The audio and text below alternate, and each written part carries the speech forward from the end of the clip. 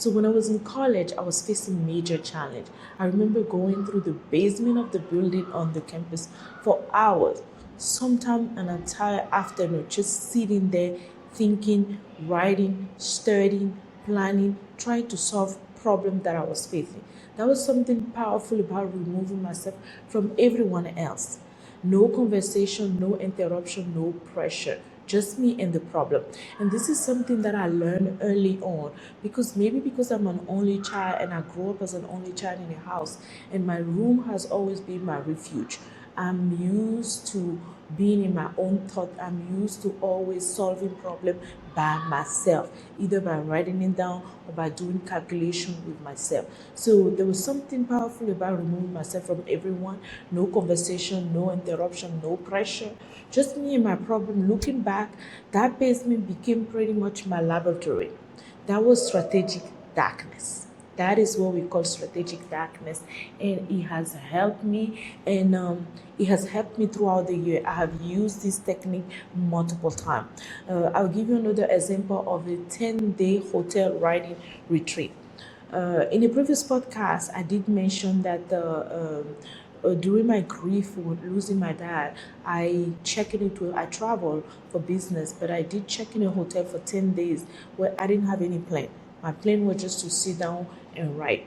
I used the same principle. I was working on a book.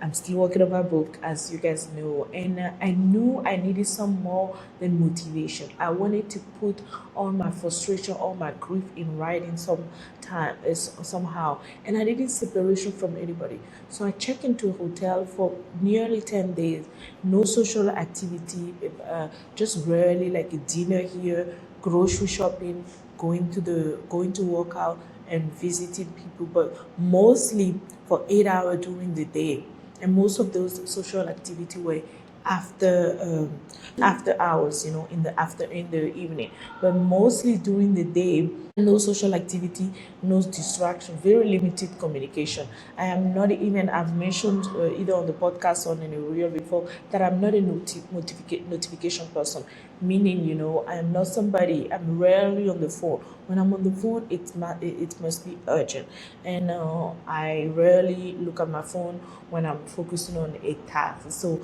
I really didn't have any distraction, very little communication. So what I spent my time doing was writing, thinking, planning, reviewing, and rewriting, and planning the writing of my book. Most people would think that sounds lonely, but to me that was liberating. That was what I needed, because for 10 days I was fully available to do the work for myself. The idea came, the structure came, the clarity came.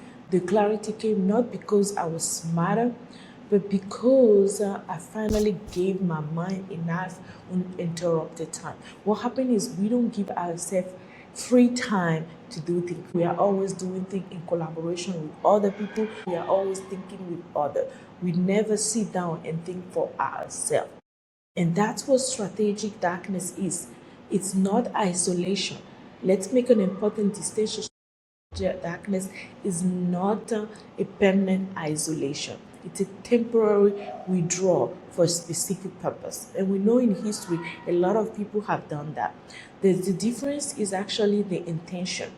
People that are isolated, they are running away. But when you're doing it with purpose, you're doing it for a purpose. So your family know that I have checked into hotel for the next 10 days because I'm working on my book. So between the hours of 7 and 7 p.m., you don't need to call me because I'm most likely going to be focusing on doing the work.